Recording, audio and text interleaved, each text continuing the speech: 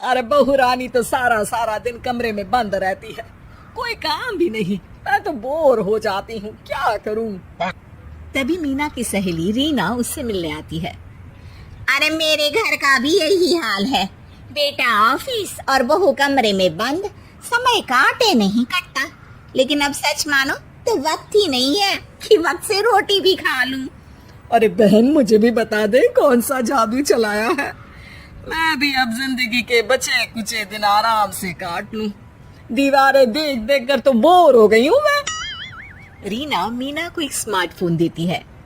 ये ले, ये है वो छड़ी जो जादू करती है।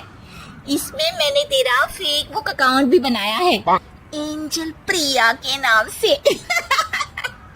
बस अब यहाँ दोस्त बना और सबसे बातें कर। सास को पहले तो उतना समझ नहीं आता है, लेकिन धीरे धीरे वो उसकी आदत डाल लेती है। माँ जी जल्दी से खाना खा लीजिए, मुझे थोड़ा काम है। अरे तू जा, मैं खा लूंगी, अभी वक्त नहीं है। और सासू माँ मोबाइल में मुंह गड़ाई जवाब दे देती है। बहू समझ ही नहीं पाती और वहां से कमरे में चली जाती है। अचानक सास को किसी प्यारी पिंकी की फ्रेंड रिक्वेस्ट आती है। अरे वाह, ये तो कोई प्यारी सी लड़की लगती है, बात करती हूँ। सास फ्रेंड रिक्वेस्ट अपना कर बात करने लगती है। अब क्या था, सास सारा दिन उस सहेली से बात करती, अपनी कहती उसकी सुनती। एक दिन सास फोन पर ही सरगड़ाए। अरे बहू, जरा मंदिर के लिए थाली सजा दे, आज कीर्तन है। बहू फोन पर किसी को मैसेज टाइप करते कहती है।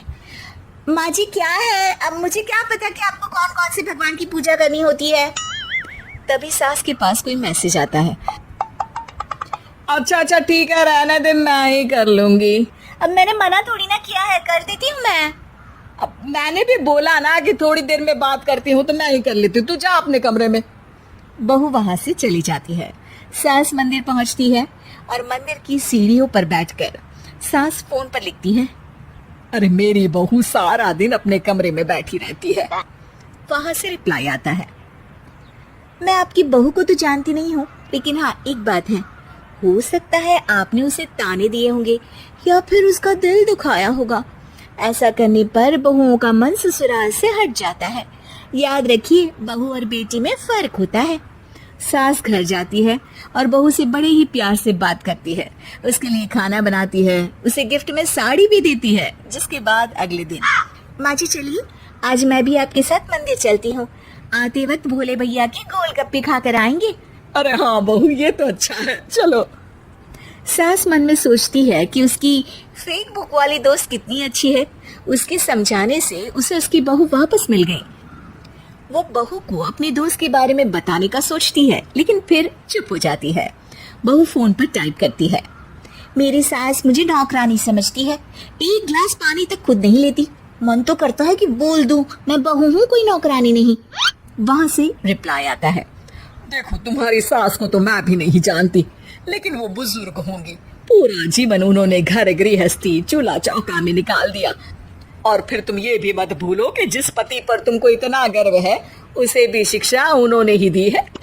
तो जिसने तुम्हें इतना दिया, क्या तुम उनकी थोड़ी सी सेवा नहीं कर सकती? बहू भी अगले दिन से सास का सारा काम करती, उनके पैर दबाती, उनका ख्याल रखती, उनके साथ घूमने जाती।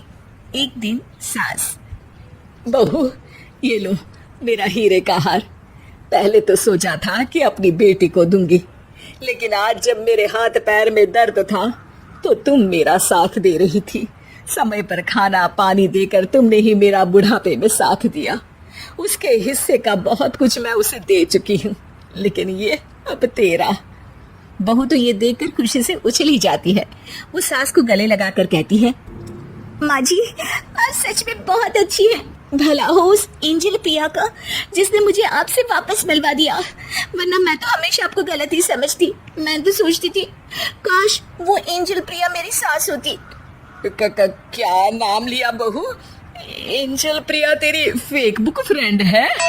हाँ माँ जी, वो बहुत अच्छी है। उन्होंने ही मुझे बताया कि सास की कीमत क्या होती है। अरे बहू, कहीं तू प्यारी पिंकी तो नहीं? जी माँ जी, मैं ही हूँ प्यारी पिंकी। क्यों? सास बहू को गले लगाकर कहती है। मैं भी यही सोचती थी कि काश प्यारी पिंकी मेरी बहू होती। शुक्रिया बहू। सासू माँ, शुक्रिया तो हम दोनों को फेसबुक और सोशल मीडिया का करना चाहिए, जिसने हम दोनों को एक दूसरे से दिल से मिला दिया। अब तक दोनों को समझ आ गया था कि जो खुशी वो बाहर ढूंढ रहे थे, सच में तो वो उनके घर में ही थी।